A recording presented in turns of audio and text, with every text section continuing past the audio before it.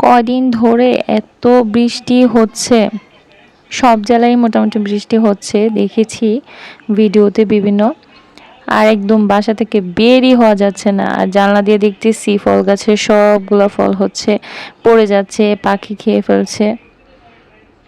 একদম একই সাথে সবগুলো ফল হচ্ছে খাওয়ার উপযোগী হয়ে যায় এই গাছটাতে। তো এই ফলগুলা কি আপনারা চিনেন? অনেকেই এটা দেখলে আমাকে জিজ্ঞেস করে কমেন্টে। আবার এমনিতেও যারা আমার বাসায় এসে এই ফলটা দেখে সবার শুধু একটাই প্রশ্ন থাকে, এটার নাম কি? তো এটার নাম হচ্ছে জামরুল। জানি না কেন মানুষ এই ফলটা চেনে না, সম্ভবত এই জাতটা একটু ভিন্ন। মানে এই জামরুলটা সচরাচর দেখা যায় না। জামরুলের যে একটা বড় সাইজের যেটা দেখা যায় সেটা কিন্তু এটা না, এটা একটু অন্যরকম। সেজন্যই মেবি সবাই এই প্রশ্নটা করে যে এটা কি গাছ। মানে এটার উত্তর দিতে দিতে আমি একদম ক্লান্ত। এই যে ছোট থাকা অবস্থায় এরকম থাকে আর কি, আর বড় হওয়ার পর এটা হচ্ছে একদম পুরোপুরি লাল হয়ে যায়। আর এই ফলগুলা মানে আপনি গাছে ধরা মানে ধরতে ধরতেই পড়ে যাবে। আর পাকলে হচ্ছে কোনোভাবেই এটাকে গাছে রাখা যায় না, খেতে হয়। আর খেতেও খুব ভালোই লাগে, একটু পানসা মিষ্টি স্বাদের। আর অনেক পানি থাকে ফলটার মধ্যে, অনেকে আবার এটাকে এই জন্য পানি ফলও বলে, কিন্তু আমরা জামরুল নামেই চিনি, আসলে এটার নামই জামরুল। আর আমি আমাদের এলাকায় কোথাও আর এই জামরুলটা দেখি নাই, সত্যি কথা। তো সেজন্যই হয়তো এটা খুব রেয়ার, অনেকেই দেখে নাই। আর আমি জাস্ট এটা একটা শুধুমাত্র একটা পার্বত্য অঞ্চলের ভিডিওতে দেখছিলাম, পাহাড়ি এলাকায় রাঙ্গামাটির মেবি, সেখানের একটা বাজারের ভিডিওতে আমি জাস্ট মানে এই জামরুলটা একবার দেখছি। আরেকজনের মুখে শুনছি যে তাদেরও নাকি এই জামরুলটা আছে, এই আর কি। তো আমিও এটা আর কখনো দেখিনি, কিন্তু বড় জামরুলটা হয়তো অনেকে আপনারা চেনেন। আর এই যে দেখতেই পারছেন আমি আজকে অনেক দিন পর এই ফলগুলা পাড়তে আসছি। বৃষ্টির জন্য এতদিন পাড়ার সুযোগ করতে পারছিলাম না, আজকে একটু হালকা রোদ উঠেছে তো ভাবলাম যে একটু পেড়ে খাই লবণ মরিচ দিয়ে। এটা খেতে কিন্তু খুব ভালো লাগে। তা আপনারা খেয়েছেন কিনা জানি না। তা আমি এখন পাড়তে এসেছি, এসে দেখি যে মানে এত পিঁপড়া এই ফলটার মধ্যে। বুঝি না কেন, সব জায়গায় হয় কিনা আমি সেটাও জানি না, কিন্তু এটার মধ্যে অনেক পিঁপড়া থাকে। আর খাওয়ার আগে 1 ঘন্টা লাগে, এটা শুধু পরিষ্কারই করা লাগে।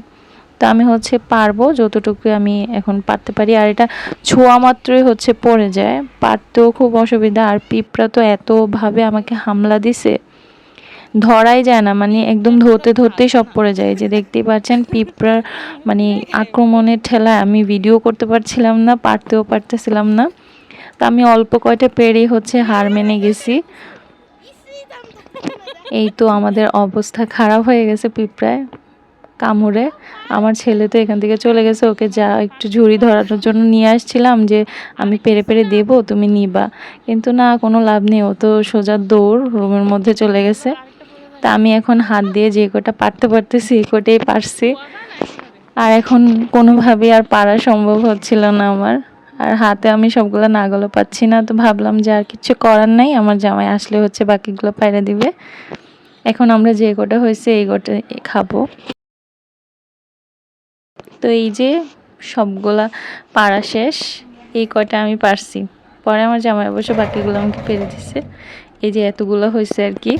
এবার এগুলোকে ধোবো। এবার হচ্ছে আসল চ্যালেঞ্জ, মানে পাড়ার চেয়ে বেশি কষ্ট হচ্ছে এইগুলা খাওয়ার জন্য প্রসেস করে। জানি না এত পিঁপড়া কেন এটার ভেতরে, এত তেমন কোনো মিষ্টি না আম কাঁঠাল বা লিচুর মতো, কিন্তু তাও যে এটার মধ্যে এত পিঁপড়া কেন আমি বুঝি না। প্রথমে সিঙের মধ্যে ঢেলে এটার পানি দিয়ে পরিষ্কার করলাম, দেখতেই পাচ্ছেন।